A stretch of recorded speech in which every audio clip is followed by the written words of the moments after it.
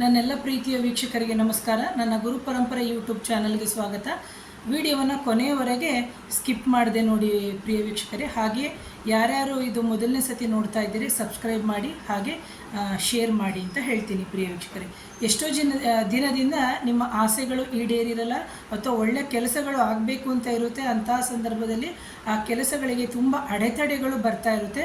ಅಂತಹ ಸಂದರ್ಭದಲ್ಲಿ ನೀವು ಮಾಡುವಂತಹ ಸರಳವಾದಂತಹ ಪರಿಹಾರ ಯಾವುದು ಅಂತಂದರೆ, ಒಂದು ಸರ್ಕಲ್ ಆಗಿರುವಂತಹ ಒಂದು ಪೇಪರ್ನ ನೀವು ಕಟ್ ಮಾಡಬೇಕು. ನಾನಿಲ್ಲಿ ಸ್ಕ್ವೇರ್ ತೋರಿಸ್ತಾ ಇದ್ದೀನಿ. ಸರ್ಕಲ್ ಆಗಿರುವಂಥ ಒಂದು ಪೇಪರ್ ತೊಗೋಬೇಕು.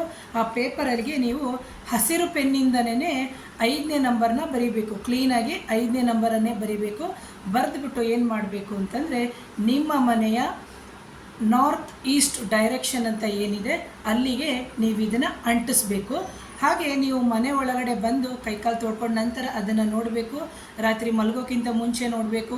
ಹಾಗೆ ಊಟ ಮಾಡೋಕ್ಕಿಂತ, ಅಂದರೆ ನೀವು ಮನೆಯಲ್ಲಿ ಎಷ್ಟು ಬಾರಿ ಇರ್ತೀರಿ, ಎಷ್ಟು ಸತಿ ಇರ್ತೀರಿ, ಅಷ್ಟು ಸಲನೂ ನೀವು ಆ ಸಂಖ್ಯೆಯನ್ನು ನೋಡೋದ್ರಿಂದ ನಿಮ್ಮ ಜೀವನದಲ್ಲಿ ಆಗುವಂತಹ ಮ್ಯಾಜಿಕ್ಕನ್ನು ನೋಡಿ, ಹಾಗೇನೇ ಆಗುವಂತಹ ತೊಂದರೆಗಳು ನಿವಾರಣೆ ಆಗಿ ನಿಮ್ಮ ಎಷ್ಟೋ ದಿನದ ಆಸೆಗಳು ಈಡೇರುತ್ತೆ ಅಂತ ಹೇಳ್ತೀನಿ ಪ್ರಿಯ ವೀಕ್ಷಕರೇ.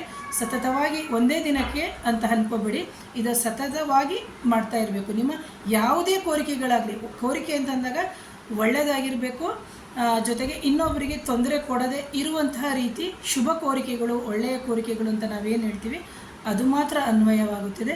ಅಶುಭ ಕೋರಿಕೆಗಳಿಗೆ ಇದು ಅನ್ವಯ ಆಗಲ್ಲ ಅಂತ ಹೇಳ್ತೀನಿ. ಹಾಗೆ ಈ ನನ್ನ ಚಾನಲನ್ನು ಸಬ್ಸ್ಕ್ರೈಬ್ ಮಾಡಿ, ಶೇರ್ ಮಾಡಿ, ಕಮೆಂಟ್ ಮಾಡಿ. Thank you.